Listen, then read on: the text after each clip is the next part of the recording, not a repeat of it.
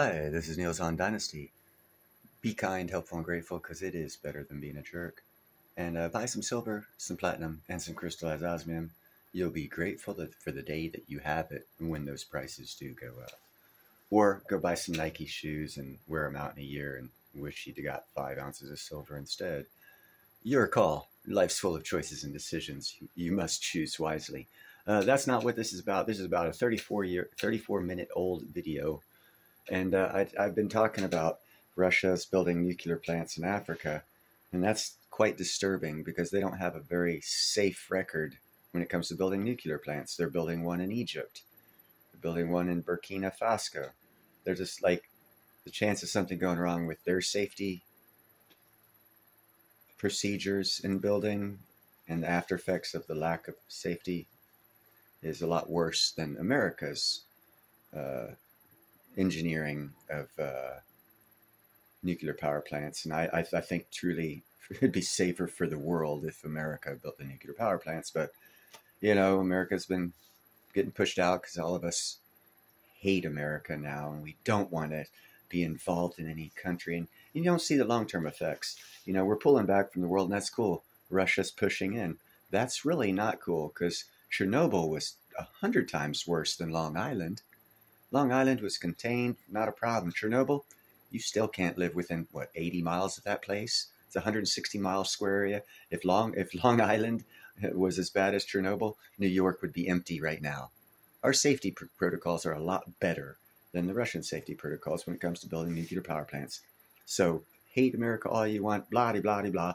When in 20 years, these nuclear power plants that Russians are building start blowing up and going bad and pulling Chernobyls, you'll be like, wow, why wasn't America there? Well, geez, because everyone wanted America to pull out because we hated America. We hate our dollar. We hate this. We hate that. And we don't understand that it's just the administration intentionally trying to destroy this country. That administration's leaving. This time is going to be over. The time for Americanism and patriotism is coming. Why are you on the wrong side of the fence? You're Americans. But anyhow, that's not what this is about. That was just my little rant. This is from the New African Channel. It's about 34 minutes old.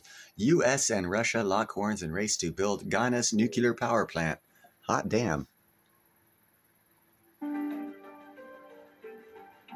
According to multiple reliable reports, the U.S. and Russia are competing with China, France, and South Korea to build Ghana's first nuclear power plant after the West African giant has emerged as one of several on the continent looking to nuclear power as a low-carbon source of energy as they attempt. Hold on, did they just say a powerhouse in Africa? That means they're going to be taking South Africa's GDP away from them?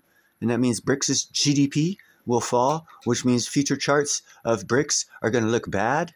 Well, I'm sorry, I didn't mean to predict the future. You guys go ahead and watch your charts. Attempt to increase access to electricity.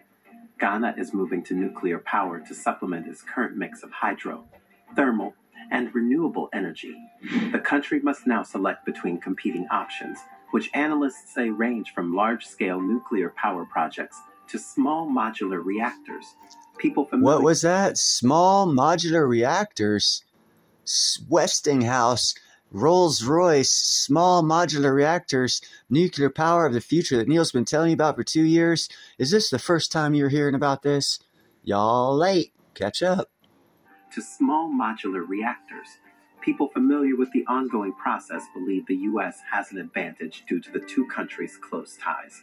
However, another school of thought believes the Russians are favored because the Soviet Union built a research reactor in the 1960s under Ghana's first president, Kwame Nkrumah. Ghana's outgoing president, Nana Akufo-Addo, will announce the winner of the ongoing bidding process by the end of 2024, according to Stephen Yamo, executive director of Nuclear Power Ghana, which is overseeing the project. However, Mr. Yamo revealed that the nation's target of building the plant by 2030 would be missed because we still haven't settled on a vendor. Construction, which is expected to last at least 5 years, will commence in 2026. Nuclear power has a very limited footprint in Africa's energy landscape.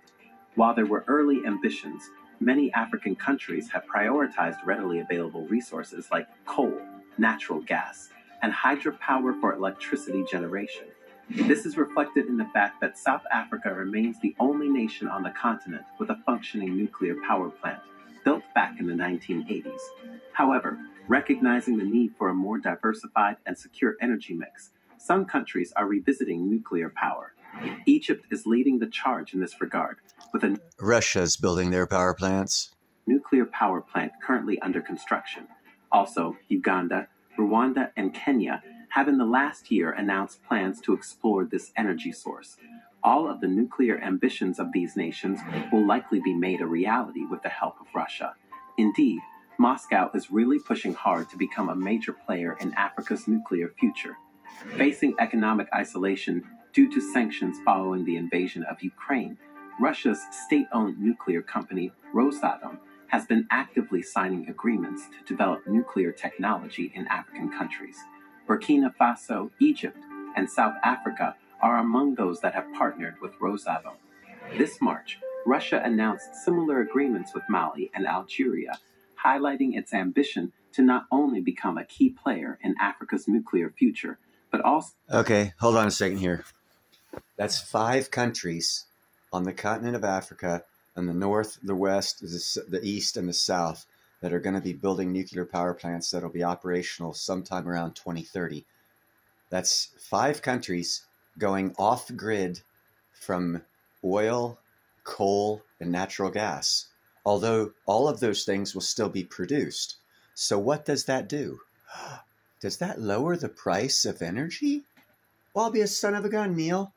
So what you've been saying, by 2030, power in America, the cost of it will be 75% less than it is now? How can that be? Well, how can that be is 5 countries are building nuclear power plants on the continent of Africa. They will be supplying the continent of Africa with power, so they will not need coal, natural gas, or oil to power. So that means we're going to have excess coal, natural gas, and oil. What's happened? Neil, Mr. Business Professor at college business school, what happens when you have excess supply and lower demand? Oh, does the price fall? Yes, it does. Oh, okay. So by 2030, energy prices in America will be 75% lower than they are now. Yes, they will. Why? Because Africa's building so many nuclear power plants, they're not going to need any of the stuff they need now and are buying. So if they don't need it and don't buy it, that means there's excess. So when they have excess, price drops. Holy cow, what an economic theory. Wow, I actually wish I went to college. I did not. I didn't even finish high school. So help end the general energy crisis plaguing various parts of the continent. Oh! But is nuclear necessarily the best energy source for Ghana and other African countries? Many experts agree that Africa can address its energy crisis by embracing renewable energy sources like solar power, which holds immense potential across the continent. The abundant sunlight in many African regions makes solar energy a viable and sustainable solution. By investing in solar infrastructure, African countries can harness clean energy while reducing their reliance on fossil fuels. Bingo, reducing their reliance on fossil fuels. And yes, by the way, solar will work in several of the countries of Africa because they're similar to California. They have abundance of sunlight year-round.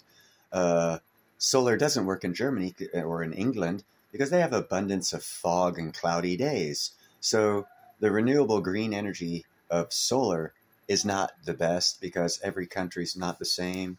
And if every country was like the Sahara Desert where you get a lot of sunshine, yeah, solar would work great. Do you want to live in a desert? Okay, neither did anyone else. So we built our cities outside of deserts. Just so happens the largest ones in Africa. So yes, it will work in Africa. It won't work anywhere else except for maybe America and Australia.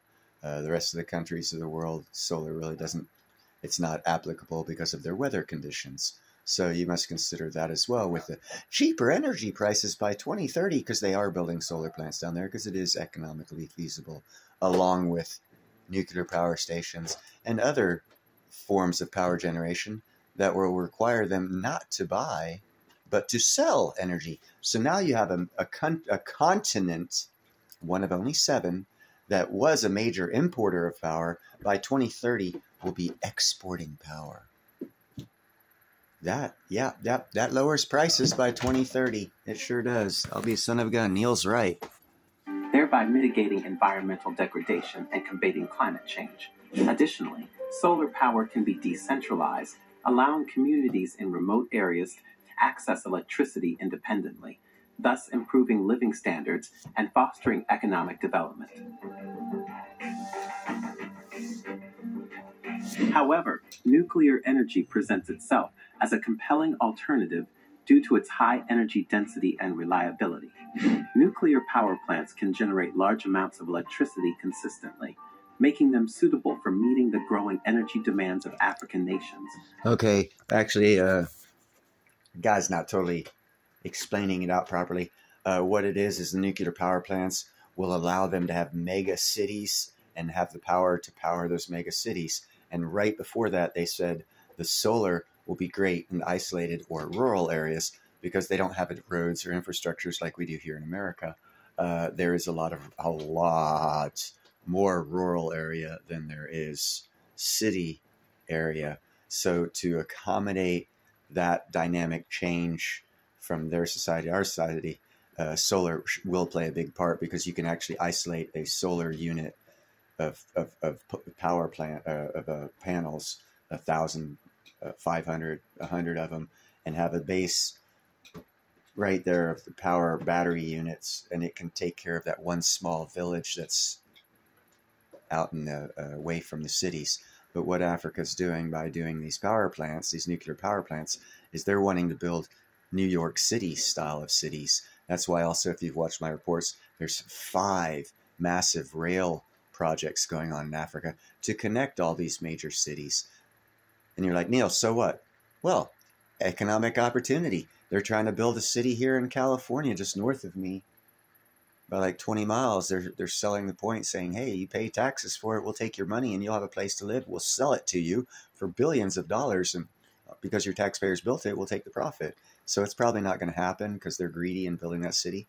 But I see what's going on, and a lot of people who don't build cities are excited about that because they're thinking hairstylist, road maintenance guy, house painter, house builder, maintenance personnel, all these other jobs. They're actually careers and companies that can be started when nuclear power plants are built to make mega cities. That means mega growth, which I know this confuses a lot of people, but it also brings mega opportunity.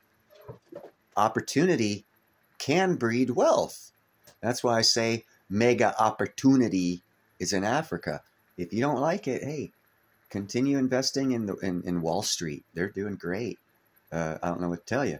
But this is the reason why I say there's mega opportunity in the continent of Africa, because they are changing. They are developing. They are becoming first world nations. Well, how do I know this? Because there are 5 countries or 6 countries building nuclear power plants. A couple other countries are building mega solar panel stations, and they've got lots of little solar panel projects. So they're fixing to electrify. Oh, yeah. And also Ethiopia's got the Gerd Dam, the largest power producer, and they will be exporting power to Sudan, South Sudan, Somalia, Eritrea, and all the surrounding countries, thus also decreasing the demand for purchasing power from other people in other countries, which means they're going to have excess power. So you've got 5 nuclear power plants going to be built. One's already being built for a total of 6. And you've got a world-size reservoir dam, mega gigawatt dam, almost finished in Ethiopia. So now you've got 7 mega electric producing projects on the way or finishing on the continent of Africa, which, if you do the map layout, is more than enough to supply that whole country with power. Why do they need to import any? Damn, power will be cheaper in the future. I love it being right. Of course, we're going to have to wait for me to say I told you so, but I'm giving you all the facts right now as for how it's going to happen. So take advantage of the opportunity of several countries building mega cities and the opportunities that come with that kind of growth and development. For anyone who has business sense, you understand what I'm talking about. Let's get back to the program because I'm tired of running my mouth. Moreover, nuclear energy production does not emit greenhouse gases, contributing to efforts to combat climate change. Nonetheless, the deployment of nuclear power comes with significant risks, notably the safe disposal of radioactive waste and the potential for accidents like those seen in Chernobyl and Fukushima. Addressing these risks requires robust regulatory framework. By the way, this is the New African Channel. It's not an American-run news organization or show. So I'm kind of curious how they mentioned the Japanese blowing up and the Russians, Chernobyl blowing up, but they didn't mention Long Island. The reason why they didn't mention Long Island, because it really wasn't a big deal comparatively to the other countries that are wanting to build nuclear power plants. And that should be on the minds of the countries wanting to build nuclear power plants. And they might want to change up and say, hey, you know what? America's safety record is better at building nuclear power plants. Maybe we ought to contract with them. I pray to God they do that because it'll be safer for the world. But, you know, greed is what greed is. Stringent safety protocols, and long-term waste management strategies to ensure the protection of both people and the environment. Ultimately, the decision on energy sources rests with African nations like Ghana, weighing the benefits and risks of different options. While nuclear power presents undeniable advantages in energy production, the associated hazards demand careful consideration and planning. Given the growing interest and investments from countries like Russia in nuclear energy projects across Africa, it is likely that we will witness an increase in nuclear power plants on the continent in the coming years. However, ensuring that these developments prioritize safety, environmental protection, and sustainable energy practices will be crucial for the future energy landscape of Africa. Very crucial, and the reason why America needs to build them, not Russia. But that's for the future. For right now, I'm calling it quits. You guys have a nice day. Have a good weekend. Buy silver, buy platinum, buy crystallized osmium, so you can invest in cities being built, mega cities being built in Africa. Have a great day and enjoy your cheaper power by 2030.